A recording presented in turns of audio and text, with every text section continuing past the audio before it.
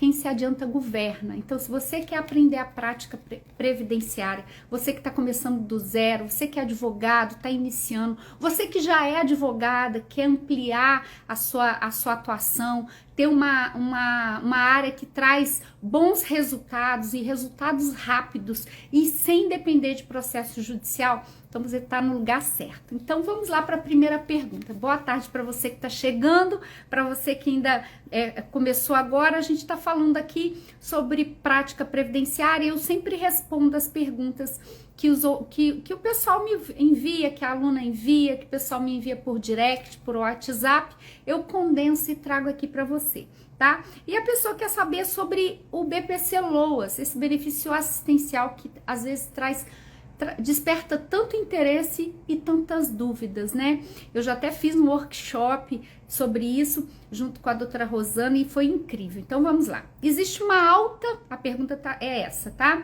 Existe uma alta demanda de BPC Loas, mas como receber honorários deste cliente? Os honorários valem a pena?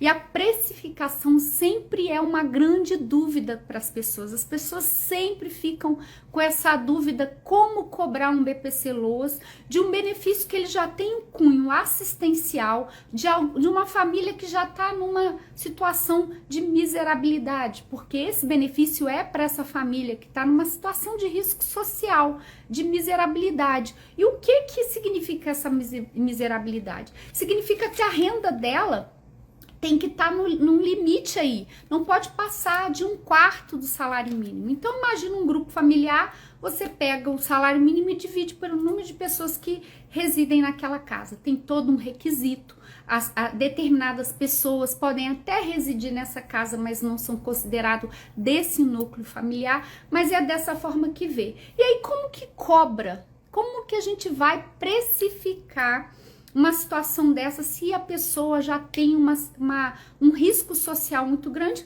que ela não tem nenhum meio de sobrevivência? Às vezes ganha aí uma ajuda do governo, algum tipo de auxílio, ela tem cadastro no CRAS, né? Ela tem CAD único, registro no CAD único, e aí como cobrar? E aí eu já ensinei aqui, eu volto a ensinar. E eu falo o seguinte, eu vou ensinar uma coisa, se é que é possível, né, falar isso. E se vocês me permitem, a gente precisa saber quem nós somos, né? E a gente precisa se comportar como profissionais. Ainda que eu falo que a nossa advocacia ela é humanizada, a gente tem que ter um olhar humano para o nosso cliente, ver a situação dele, a gente precisa valorizar o nosso trabalho. E eu falo o seguinte, quando é trabalho, eu falo que é trabalho mesmo. Não é às vezes só juntar documento, ir lá e dar entrada. Isso o próprio segurado ligando para 135 ele faz, mas ele não tem a técnica. E ter a técnica, eu falo, é saber apertar o parafuso. Isso que vai nos distinguir como profissionais. E aí, quando você faz isso, você garante um benefício, você garante um salário mínimo para aquela família. Esse salário mínimo, vamos só colocar aí, ó, por 1 ano essa família vai receber aí um valor, tá? Se a gente colocar em termos de valores, tá? R$ 1.320, que é hoje, né, o salário mínimo. E ela vai ganhar por 12 meses, ó. Então, vezes 12, dá um total aí, se a minha calculadora não me falha aqui, mais de R$ 1.500, né? Ó. E aí eu pergunto para você, se você tiver com uma calculadora aí, me auxilia aí, porque a minha falhou aqui, tá? Então dá R$ 15.840. É esse valor que essa família vai receber, essa pessoa vai receber naquele ano. E se ela fizer tudo que deve ser feito de atualizar esse benefício, de atualizar o cadastro único, a cada 2 anos ela informar, porque a situação dela de miserabilidade pode mudar, né? Ela pode vir a melhorar, né, de vida e tudo. Aí eu pergunto, como você não vai cobrar? Ou como não deixar de cobrar? Que as pessoas elas ficam com pena de cobrar. E eu falo que não tem que ter esse sentimento, porque você garantiu um valor na vida daquela família. Você trabalhou. E se você trabalhou, é muito justo que você cobre pelo seu trabalho. E aí existe a seguinte prática, e você pode colocar ou não aí na sua advocacia, mas muitos advogados estão fazendo dessa forma, tá? Eles cobram 30% de uma anuidade. O que significa isso? O cliente vai receber o primeiro benefício e vai te entregar? Eu não tô falando isso. Eu tô falando que ele vai pegar 30% de 1.320, ó, 1.320 vezes 30%, dá R$396. Ele vai te pagar todo mês R$396 por um ano. Por um ano, você vai receber aí vezes 12, 396 vezes 12. Ó, 396 vezes 12. Às vezes a minha calculadora falha. Dá 4.752. É muito razoável você receber esse valor. Está, inclusive, muito bem pautado, inclusive na tabela da OAB, tá? E aí você tem os seus honorários aí todo mês. Eu falo que é um fluxo de caixa para o seu escritório. E o cliente, ele paga. Então, não se preocupe com essa história que o benefício é um benefício assistencial, que a pessoa não vai ter condição de te pagar, ou que a pessoa, ela não vai querer te pagar. Ela vai querer te pagar, porque ela vai ficar muito satisfeita com o seu trabalho e ela vai querer te honrar. Isso é muito típico desse tipo de segurado. Eu não sei quem tá aqui comigo, ó, a Caroline, a Sandra, o Clodoaldo, eu não sei se vocês que estão aqui comigo, se já atenderam esse tipo de cliente que tem esse tipo de benefício. Eles são muito fiéis. Eu tenho inclusive uma colega aqui do congresso, ela mostrou umas fotos, eles te presenteiam, eles ficam muito gratos. E por conta disso, eu sempre falo, vale muito a pena você trabalhar com esse público, com esse tipo de cliente. E o BPC Loas, eu falo para você, ele traz muito benefício para a família. E, gente, uma coisa eu preciso falar com vocês. Esse benefício é um benefício, ele é assistencial. Então, antes de você pedir esse benefício, estude o caso do seu cliente. Eu já tive clientes que tinham direito até à aposentadoria por idade. A gente sabe que o benefício de BPC Loas, ele protege a idade, né, o idoso aos 65 anos, tá? E a questão da deficiência aí de mais de 2 anos, engloba cegueira monocular, autismo, vários tipos de situações, tá? E a questão da miserabilidade, que também são requisitos. E aí eu falo para você, às vezes a gente vai no afã de pedir esse benefício, esse cliente tem direito a aposentar. Então, antes de pensar em BPC, veja a condição desse cliente de aposentadoria. Ele às vezes tem histórico contributivo que sequer você viu. E às vezes ele está numa situação de incapacidade laboral. Vale a pena pensar num benefício por incapacidade, porque o nosso sistema ele é contributivo. Então, quem vai garantir esse BPC são as pessoas que contribuem. E essa pessoa tem um histórico contributivo. Então, às vezes, vale a pena. Porque pelo seguinte motivo eu falo isso para você. Desculpa. Ele não gera pensão por morte, tá? Ele não gera 13º. Então, às vezes, você consegue um benefício desse, a pessoa acontece de partir, de falecer e a família fica desprotegida.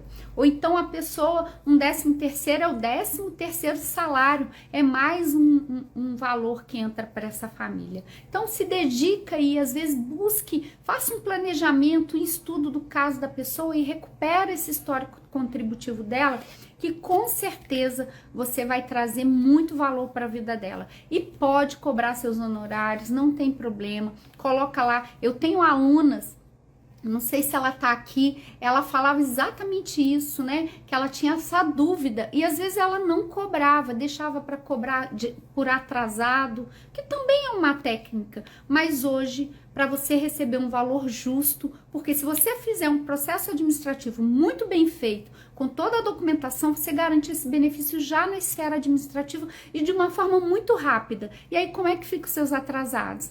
Você vai trabalhar a beça para garantir um benefício e sai aí. Eu postei aqui esses dias, eu consegui uma aposentadoria em exatos 13 dias. Ainda falei, se eu tivesse cobrado esse cliente no êxito, eu ia receber R$300. Isso é totalmente antiético até comigo, porque a tabela da OAB ela garante honorários mínimos e lá não tem R$300 não. Inclusive hoje eu fiquei sabendo que a tabela da OAB de São Paulo, gente, tem, sabe o quê? Depois quem é de São Paulo, confere aí. Tem valor já previsto para planejamento previdenciário. E o valor é R$3.062. Então, tomara aqui que daqui a pouco a tabela da OAB do Rio também tem algo bem claro e específico. A gente tem lá da parte de consultoria, mas que seja claro com relação ao planejamento também. Boa tarde, doutor Cláudio. Tudo bem, professor? Como é que tá? Arlete, sejam bem-vindos aqui na nossa live. Eu tô no congresso do IBDP e dei uma paradinha aqui para responder as perguntas que os colegas me enviam, que os alunos me enviam, para a gente estar conversando. E aqui a gente falou sobre o BPC Loas. Então, hoje eu falo o seguinte, a dificuldade, exatamente, viu, doutor, né? Confirmou aí para mim. E aqui tem já um valor, então vale a pena a gente poder fazer. Doutora Carolina, que prazer, que honra ter aqui na live. Obrigada aí pelo prestígio. Então vale a pena a gente fazer esse planejamento e estudar o caso. Não vá correndo pedir o BPC Loas, tá? Querido, obrigada. Pode deixar que eu vou confirmar. Ela tá aqui, doutor Cláudio. Ela tá aqui com a gente, né? A gente tem sim, a OAB do Rio tem na parte consultiva, né? E aí eu quero trazer, eu quero que especifique lá, planejamento. Vai ser muito bacana. Prazer ter vocês aqui, abrilhantando aqui. Sim, já encontrei com ela, doutor Cláudio. Ela tá aqui lançando o livro, tá maravilhosa aqui. Um prazer estar aqui com ela também. E tá uma delícia, gente, congresso. Quem tiver a chance de um dia vir, vale muito a pena. Ainda quero conhecer o doutor Cláudio pessoalmente, professor querido, né? E obrigada aí por estar sempre participando da live. É um prazer ter você aqui comigo. E aí o BPC é isso. O BPC é um benefício assistencial que visa proteger as pessoas que estão em risco social, mas vale a pena estudar o caso e, se for necessário, resgatar essas contribuições para que a pessoa não fique só no BPC, mas que de fato ela possa buscar uma aposentadoria, um benefício por incapacidade temporária, um benefício por incapacidade permanente, até por conta da idade dela, tá? Não deixa de fazer isso. Vamos lá. Quais os documentos, a pessoa me perguntou aqui, para a segunda pergunta, quais os documentos que não podem faltar para requerer a pensão por morte? Esse benefício pensão por morte, né, é um benefício para deixar para o dependente do instituidor que faleceu, né, ou do segurado que faleceu. E aí o que acontece, gente? Às vezes as pessoas, eu falo, a viúva ou viúva, ele fica com uma escritura aí de união estável de 20, de 30 anos. E aí o que acontece? A pessoa, ela vai com esse documento no INSS porque ela acredita que esse documento é o suficiente para garantir esse benefício pensão por morte. No meio à dor, meio à perda, meio ao sofrimento, ela às vezes até tem a concessão do benefício por 4 meses, né? Por conta dessa, que pressupõe a dependência econômica da companheira quando ela junta essa união estável, e aí ela é surpreendida depois de 4 meses esse benefício é cessado. Então precisa ter provas recentes, de 2 anos antes do óbito, para poder que antecede o óbito, para poder garantir uma pensão vitalícia, se for a determinada idade, ou então mais tempo. Então, pense nas provas que vão demonstrar isso. O que demonstra uma dependência econômica?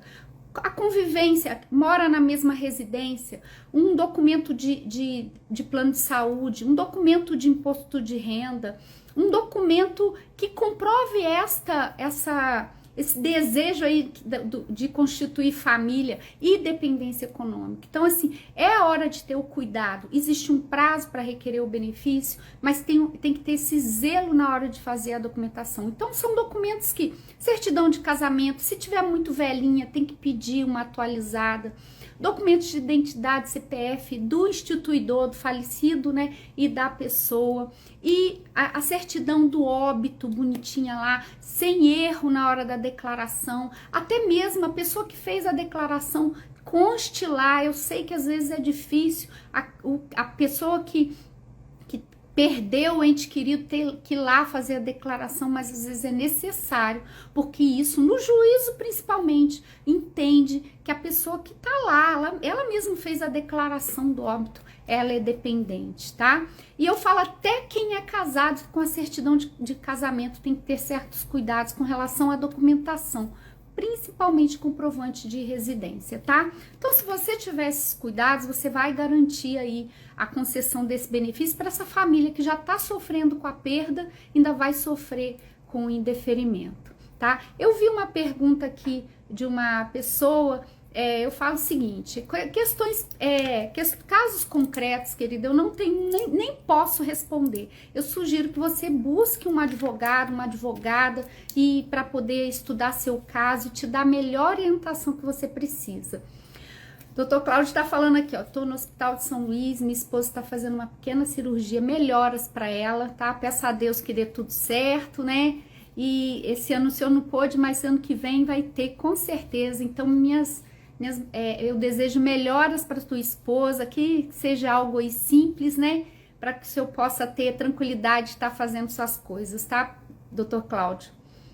Mando meu abraço para sua esposa também. Vamos para a terceira pergunta, gente, para eu depois já falar aqui da microficha, falar de novo aí da Semana Prática Previdenciária do Zero, que vai ser dos dias 6 a 10 de novembro. A gente vai estar dando as novidades para vocês, como vai funcionar e para poder voltar lá para o Congresso. Vamos lá. Sou advogado trabalhista, tenho medo do cliente não querer me pagar pelos meus serviços previdenciários, achando que está tudo incluído nos honorários trabalhistas. Essa pergunta aqui, eu falo o seguinte, tem que ter muito... a gente lê uma pergunta dessa, já quer logo responder, mas eu falo para vocês, precisa primeiro parar, entender a dinâmica. Hoje, o que a esfera trabalhista e a esfera previdenciária, elas se completam, tá? Eu falo que há uma sinergia nessas duas áreas do direito, e elas são irmãs, caminham juntas. E hoje, uma não pode viver sem a outra, porque o que a gente ganha lá na trabalhista vai impactar diretamente no previdenciário. Só que precisa ser bem feito na trabalhista, para que a gente garanta que seja reconhecida na esfera previdenciária, porque não é automaticamente da forma que as pessoas pensam, né? Às vezes a gente consegue uma parte de insalubridade, periculosidade, ou a gente consegue verbas, né, na trabalhista que vão impactar no salário do empregado, do trabalhador, e aí a gente entende, as pessoas, a grande maioria, acha que automaticamente o INSS já vai reconhecer esse salário de contribuição que aumentou. Até mesmo quando há contribuição, paga-se a guia na trabalhista bonitinho, tem gente que acha, pagou a contribuição, pagou a previdência, o dinheiro foi para a previdência, então automaticamente isso tem que impactar a previdência. E eu sinto dizer que não funciona assim, tá? E não funciona assim e é mais um serviço para nós, advogados previdenciaristas que atuamos nessa área, quem pode também atuar na esfera administrativa. Então, assim, não tem problema você entrar com uma ação trabalhista de reconhecimento de vínculo, de que vai impactar no salário do seu cliente, salário que ele recebe, né? E esse salário, ele serve de base para os descontos previdenciários, porque o nosso sistema é contributivo, né? A previdência ela é um seguro. Ela tem a parte assistencial e tem a parte de saúde, mas a parte previdenciária, ela é contributiva, então tem que ter contribuição, inclusive não pode nem ter benefício se não tem uma fonte de custeio, tá? Então, se tem essa situação, pense, tem que ter o cuidado na hora de fazer a trabalhista, de pedir o recolhimento, de pedir mês a mês emissão de guia, bonitinho e que conste lá na trabalhista. Tem mais uma coisa que precisa ter cuidado. Às vezes a trabalhista ela tem muito como é que fala? As conciliações, os acordos, né? Os acordos. E às vezes o acordo é fechado, é reconhecido, tudo, mas não teve prova material daquilo que está se requerendo, daquilo que está sendo pedido ali. E aí o que acontece? Essa prova, esse processo trabalhista pode ter reconhecido o que for. Se não tem prova, ele não serve para a Previdência, tá? E aí, quando eu falo para a Previdência, é um outro processo. E aqui encaixa muito bem a pergunta da colega. Então, se ela tem um cliente trabalhista, que ela, por exemplo, fez uma ação declaratória lá para emissão de PPP, ou um acerto de PPP, que é o perfil profissiográfico previdenciário, que é um formulário de insalubridade que garante reconhecimento de tempo especial dessa pessoa.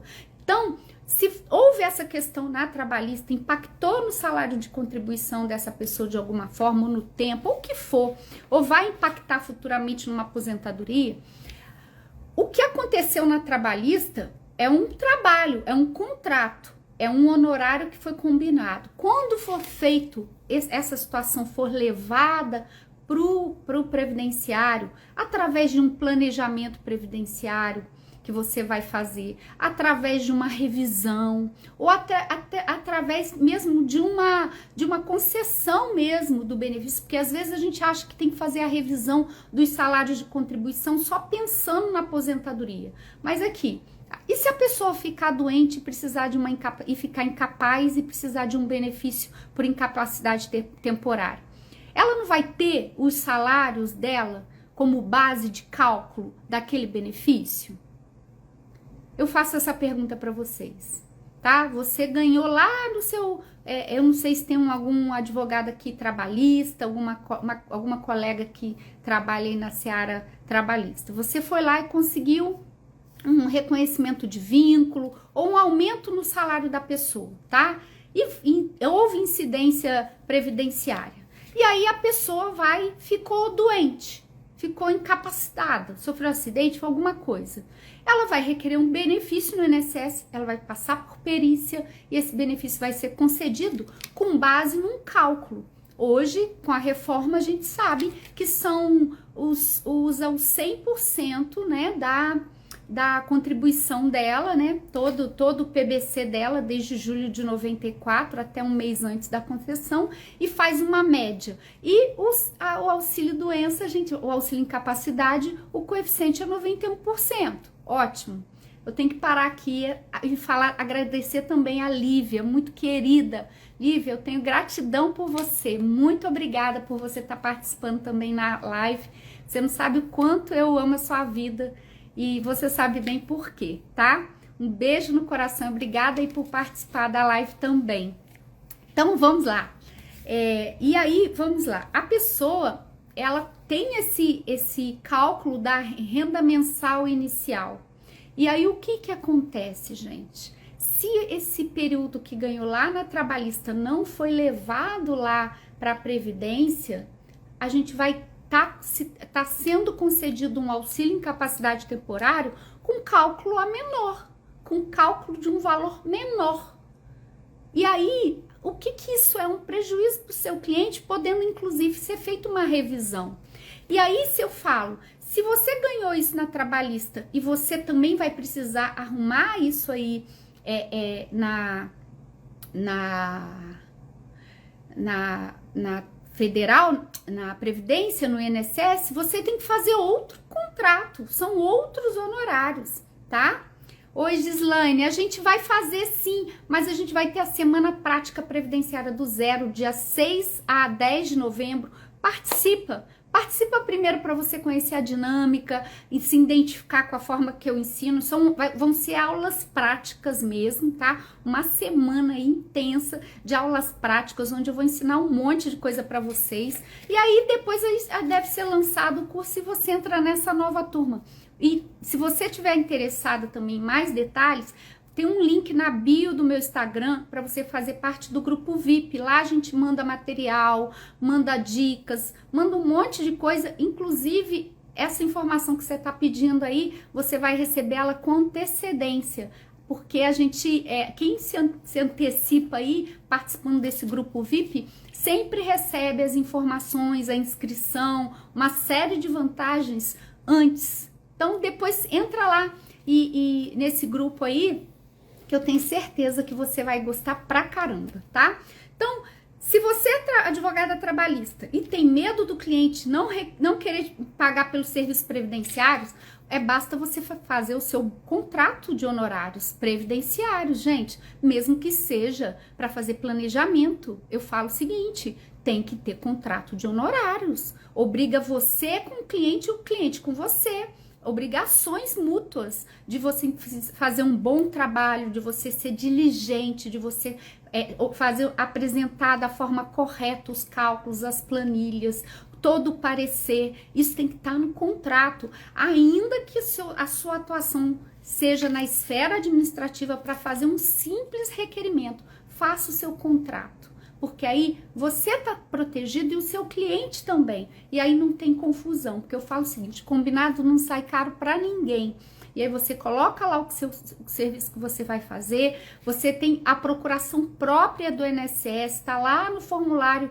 Existem formulários específicos na IN 128. Não é obrigatório usar a procuração do INSS, mas eu falo que é um documento que é do INSS. Ele faz e ele facilita para você. Então preenche, usa esse formulário, tá? Sendo você advogada, bacharel, você pode fazer. Eu falo o seguinte, faça com a sua procuração, para o seu CPF, sua OAB aparecer bonitinho lá no requerimento, para você não ter problema. E com certeza, aquilo que você ganhou na trabalhista é uma coisa, o que você vai fazer na previdência é outra completamente diferente, mesmo que você esteja usando as provas da trabalhista. E tem que ter prova, viu, gente? Não basta só ganhar lá e achar que é automático, que é tudo justiça, porque não funciona assim, tá bom?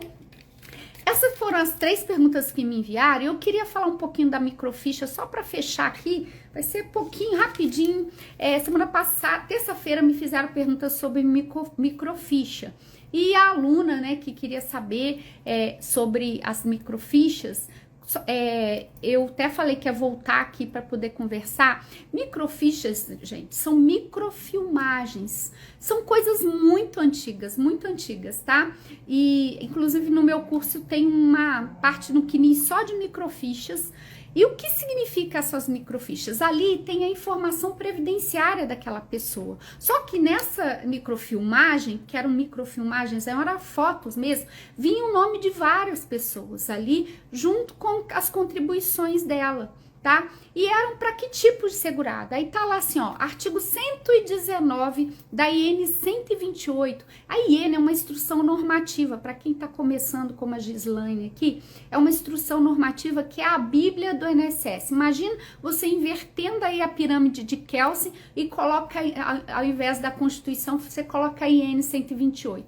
E aí, o que diz aí o artigo 119 da IN 128, ele fala assim, ó, entende-se por ajuste de guias as operações de inclusão, alteração, exclusão, transferência ou desmembramento de recolhimentos a serem realizados em sistema próprio a fim de corrigir o CNIS. E as informações divergentes dos comprovantes de recolhimento apresentados pelo contribuinte individual, empregado doméstico, facultativo e segurado especial, que contribui facultativamente, porque o segurado especial ele não contribui, mas ele pode contribuir facultativamente, sendo que aí, lá no, deixa eu correr aqui com o que ela perguntou, lá no parágrafo 3º, ele fala o seguinte, Considerando-se que os dados constantes do CNIS relativos às contribuições valem como tempo de contribuição e prova de filiação à Previdência Social. Os recolhimentos constantes em microfichas a partir de abril de 1973, gente, é 1973, tá? Para empregados domésticos e a partir de setembro de 73 para autônomos, equiparados a autônomos, empresários, poderão ser incluídos a pedido do filiado, observando-se a titularidade do NIT, que é o número de identificação do trabalhador, bem como os procedimentos definidos em manuais. Aí, o que significa isso tudo? Por exemplo, esse artigo ele vai falar do trato que a gente está dando no CNIS. Gente, isso aqui é serviço. Sabe o que é serviço? É porque a gente está acostumado a fazer, ajuizar a ação, né? No mais, hoje, fazer um requerimento no INSS. Só que hoje a gente tem serviços administrativos na esfera administrativa. Hoje, se o CNIS vier com indicadores, e a gente vai aprofundar isso muito na Semana Prática Previdenciária, eu vou mostrar em loco para vocês. Então, se ele tiver com indicadores, esses indicadores precisam ser tratados, esse CNIS precisa ter trabalhado. E eu falo o seguinte, não fica torcendo o nariz, não, sabe por quê? Isso é serviço, isso é trabalho. Para cada situação que a gente vai regularizar no CNIS, significa honorários que a gente pode cobrar, pode incluir só esse serviço como a esteira, pode colocar no planejamento como um pacote de trabalho, faça do jeito da estratégia que você quiser, mas faça encarando como um trabalho, não fica fazendo isso de graça porque vai te dar trabalho. E você vai estar agregando valor. Então, se tem agregado valor naquele trabalho, você precisa trabalhar, porque a gente não dá para ficar vivendo de pro bono. A gente tem que pagar nossas contas, a gente tem que fazer um congresso uma vez por ano para trazer conhecimento atualizado para a gente poder atender nosso cliente, para poder fazer as coisas. Então, valorize o seu tempo, valorize a sua hora de trabalho, valorize os seus livros. Os livros que você investe, igual eu investi aqui. Então, faça isso. E aí, o que significa isso? Essa microficha, ela pode levar tempo de contribuição para o seu cliente. Isso vai ajudar ele numa aposentadoria, numa revisão que ele tem. Isso vai agregar tempo no PBC, que é o período básico de cálculo. E essas microfichas são documentos que estão de posse do INSS. Não existe dentro do site do meu INSS um lugar que você fala assim, venho requerer microficha. Não, você tem que requerer, você tem que pedir, tem que falar para o INSS. O melhor lugar, às vezes, é no próprio requerimento. Vai fazer uma aposentadoria, abre uma preliminar e fala que você vem requerer a consulta às microfichas para verificar se aquele cliente tem aquele tempo. Só que aqui está falando os tipos de segurado que tem esse benefício. Hoje, o autônomo, equiparado ao autônomo e o empresário são os contribuintes individuais. Foi até a pergunta da aluna na semana passada e ela me fez a pergunta no direct de novo. Então, fala assim, só pode para esses clientes? Só pode para esse tipo de segurado? Não é que só pode, são eles que têm. Empregado doméstico, autônomo, equiparado ao autônomo e empresário. Que é hoje, esse nome, essa nomenclatura autônomo, equiparado ao autônomo e empresário, mudou para contribuinte individual. O contribuinte individual, muitas pessoas confundem com o facultativo. O facultativo é um tipo de segurado, ele é contribuinte individual facultativo. Ele exerce um direito de contribuir buscando um benefício. O contribuinte individual obrigatório, que antigamente chamava de autônomo, equiparado ao autônomo empresário, ele tinha esse sistema de registro. Então, como que você vai saber? E aí eu até falo, a pergunta tá... eu não falo errada, mas está equivocada. Não é perguntar se é só esses clientes que tem. É você saber... quando você fizer a entrevista do seu cliente, é falar assim, você trabalhou como empregado doméstico nessa época? Você foi autônomo, ou empresário, ou equiparado ao autônomo? Que a lei que falava isso. E tinha contribuições, fazia contribuições. Eu vou filmar aqui, eu tô no congresso do IBDP, eu vou disponibilizar aqui no meu stories, depois vocês podem vir no meu stories para vocês verem como que eram as formas de contribuição. Pelo Carnê Inamps, e hoje é o INSS, tinha INAMPS, e tinha, eu não sei nomes. Eu vou fazer um vídeo para você e que tá aqui comigo, vou colocar no Stories para você ver como que era.